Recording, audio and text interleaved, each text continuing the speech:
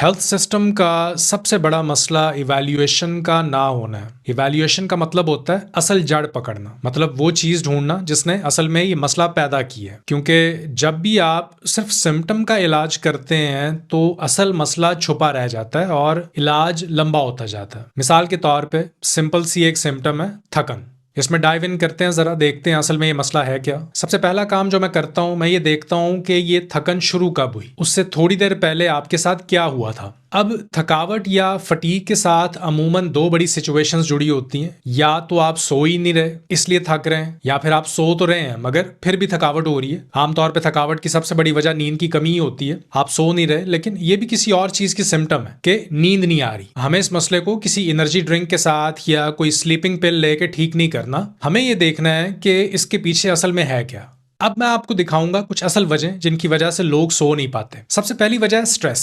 शायद आपके stress glands या एड्रिनल ग्लैंड्स थक चुके हैं। मैंने ऐसे कई लोग देखे हैं जिन्होंने 20 साल पहले स्मोकिंग छोड़ी थी, मगर जिस्म चूंकि निकोटीन पे इतना डिपेंडेंट था कि उसे छोड़ने से दिल पर स्ट्रेस आ गई। क्योंकि निकोटीन आर्टिफिशियली दिल की कोरोनरी आर्टरी को खोलती है जिससे आप रिलैक्स्ड होते हैं, सांस बेहतर चलती है। लेकिन जब आपने इसे कई सालों बाद छोड़ा तो दिल अडेप्ट नहीं कर सका, थक गया, कमजोर पड़ गया। तो मैंने कई ऐसे लोग देखे हैं जो सिर्फ स्मोकिंग छोड़ने से ही स्ट्रेस में आ गए। ना नींद आती थी ना एनर्जी बाकी रहती थी। ये भी हो सकता है कि जिसम में कहीं और कोई मसला हो, जैसे कमर दर्द करती या गर्दन में दर्द है जिसकी वजह से आप आराम से लेट ही नहीं पाते, या फिर हॉट फ्लैशेस खासकर औरतों में, ये भी नींद खराब करते हैं। या शायद मसला साइनसिस का हो जिसपे स्लीप एपनिया का लेबल लग गया और अब आप स्लीप एपनिया का इलाज कर रहे हैं, सिर्फ उस लेबल का इलाज कर रहे हैं। लेकिन सवाल ये है कि साइनसिस होता क्यों है। चलिए थोड़ा डीप डाइव करते हैं इसमें।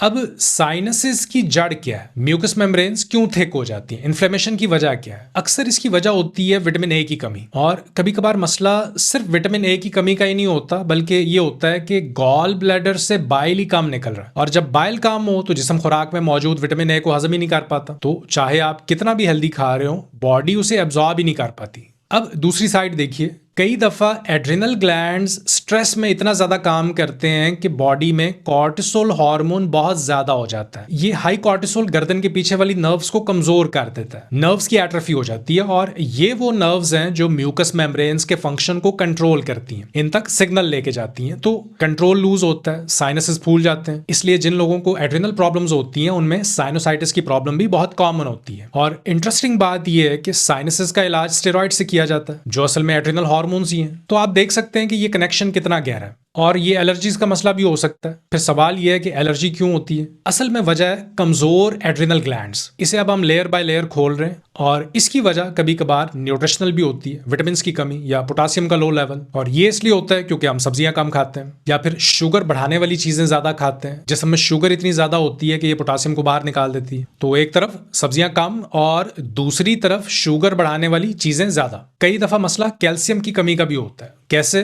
वो इस तरह के हम जंक फूड ज्यादा खाते हैं, और ये फास्ट फूड कैल्शियम और बी विटामिन दोनों को खा जाता है। फास्ट फूड में ब्रेड भी है, बिस्किट्स भी है, मैदे से बनी हुई चीजें, तेल में फ्राई शुदा चीजें, ये सब है। रिजल्ट ये निकलता है कि जिस्म में से बी विटामिन खत्म हो जाते हैं और फिर आते हैं डरावने ख्वाब इसकी वजह से, और नींद उड़ जाती है। बी विटामिन नींद को गहरा बनाते हैं, लेकिन ये चीजें जैसे जंक फूड वगैरह ये इन्हें खत्म कर देती हैं। तो ये वो फैक्टर्स हैं जो मैं हमेशा देखता हूँ। कभी कभी मसला इन्वायरमेंटल होता है, आपका बेड फ्लैट नहीं है, अंदर की तरफ धंसा हुआ है, सरफेस फ्लैट नहीं है, या फिर बाहर से आने वाला शोर, या शायद आपके शोहर खराटे मार रहे हो।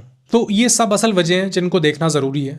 ओके, अब मिसाल के तौर पे आप सो भी सही रहे हैं फिर भी थक रहे हैं, तो मसला कहीं थायराइड का तो नहीं है। ये क्यों होता है, चलिए देखते हैं। शायद एस्ट्रोजन लेवल ज्यादा है पीरियड्स में या फिब्रॉइड की वजह से, या शायद प्रेगनेंसी में एस्ट्रोजन स्पाइक हुआ जिससे थायराइड दब गया, हाइपोथायराइड हो गया और फिर नींद गायब हो गई। तो ये वो सब चीजें हैं जिन्हें हमने अंदर तक समझना है, इनकी डीप अंडरस्टैंडिंग लेनी है, सिर्फ ऊपर से नहीं। कई दफा मसला लिवर का होता है, आपको शायद ये ना पता हो, लेकिन थायराइड का डायरेक्ट ताल्लुक लिवर से। लिवर ही थायराइड हार्मोन्स को कन्वर्ट करता है, और ये प्रोसेस गॉल ब्लैडर के जरिए होता है। तो अगर आपका लिवर ठीक नहीं या गॉल ब्लैडर निकाल दिया गया है तो ये हार्मोन्स कन्वर्ट ही नहीं होते। रिजल्ट बॉडी में थकावट और जीरो एनर्जी। ये चीजें उतनी सादा नहीं है जितनी दिखती हैं। असल में ये सिस्टम बहुत डीप है और कभी कभी मसला वायरस का भी होता है जो अचानक रिमिशन स्टेज से बाहर निकल आता है। ऐसा होता है कि जब भी जिस्म स्ट्रेस से गुजरता है, किसी अपने की मौत का स्ट्रेस या कोई भी बड़ा इमोशनल वाकया, उसी वक्त बॉडी का डिफेंस सिस्टम दब जाता है, स्प्रेस हो जाता है और ये छुपा हुआ वायरस दोबारा एक्टिव हो जाता है और आपकी बीमारी वापस आ जाती है। कुछ लोग लाइट स्लीपर्स होते हैं क्योंकि उनके एड्रिनल ग्लैंड्स इतने ओवर स्ट्रेस्ड होते हैं कि बॉडी डीप स्लीप में जा ही नहीं पाती, जिस्म रिलैक्स ही नहीं कर पाता।